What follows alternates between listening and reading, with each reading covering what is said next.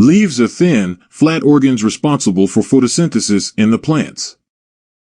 A transverse section of a leaf shows the following parts. A wax-like, waterproof cuticle, which helps to reduce water loss from the leaves. A epidermis, a layer of cells with few or no chloroplasts that absorbs most of the light that is allowed to pass through the inner cells.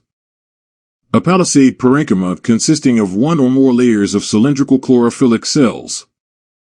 A spongy parenchyma consisting of chlorophyll cells, irregular in shape and packed loosely.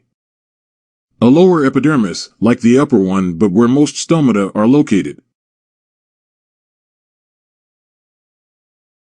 Each stoma is surrounded by two sausage-shaped cells called guard cells surrounding a pore called a stomatal opening.